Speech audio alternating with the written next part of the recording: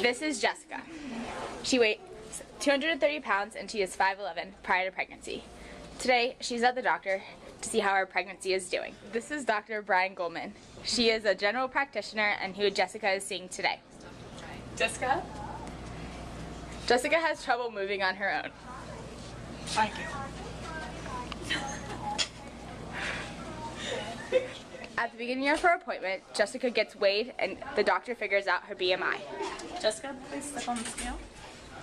Carefully, careful. Are 235 pounds with a BMI of 32.1, which is not only overweight but also obese. Jessica is 19 weeks pregnant and with a BMI of 32.1, she's putting herself and the baby at harm. I think it's smart if you start exercising. I have trouble exercising. We can try with the stationary bike over here.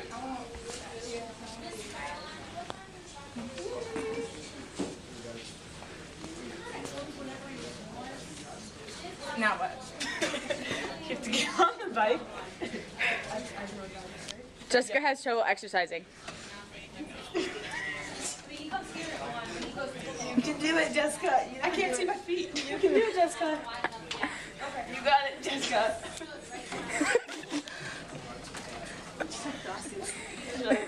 Put it down.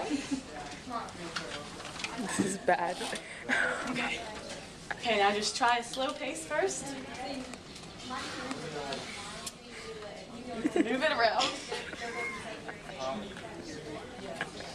Keep it going. Good job. I'm tired. You're tired already. You only had one thing. Hey, Jessica.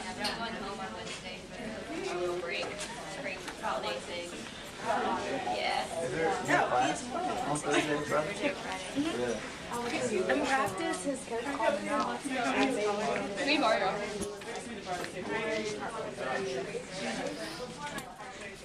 This is Nurse Blake. Thanks, appreciate it. Up on the table you go. You can do it. Jessica has trouble getting onto the table. Okay. Okay, Jessica. So let's talk about what we just experienced. Okay, so right now you are 235 pounds and you were 230 before pregnancy, which is good that if you've gained 5 pounds. You probably need to gain another 10 to or 11 to 20. You've already gained 5, so you're on the right track. Some complications associated with obesity include a risk factor for cardiovascular disease and diabetes, which can harm you or the baby also. You have a higher risk for morbidity from hypertension, and a lot of things can go wrong, basically, if you are obese during pregnancy.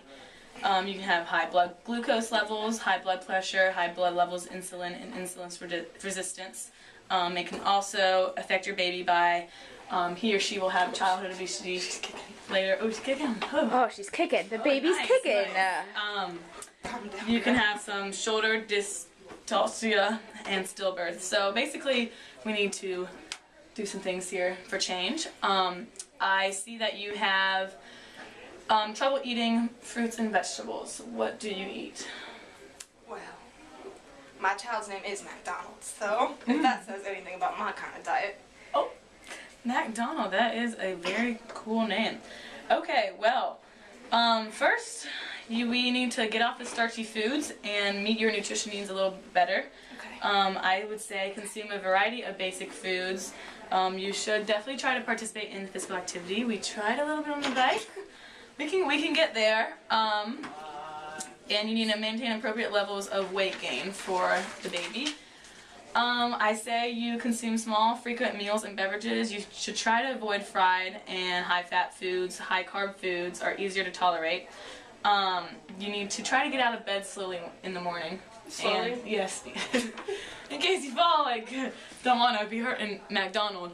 Okay. I throw up a lot. If you gain too much weight, you have a risk of gestational diabetes and having a C-section, macrosomia, or postpartum weight retention. If you don't gain enough weight, your baby could be born very small, premature. So I suggest that you eat small, numerous meals. You start off slow with exercising, and then maybe you get to like 10 minutes of walking, biking, etc. You work out in the afternoon. and you eat well. And do you have any questions or concerns for me? Well, I have a lot of nausea and morning sicknesses, so I think that's why I just normally just won't work out. Okay, I did mention to you that it would be easier if you get up slowly out of bed. That could maybe help with that. Also, if you start to exercise, I would start very slow first, like we tried the bike. That could maybe help with your nausea. So everything looks good. We'll see you at the later appointment.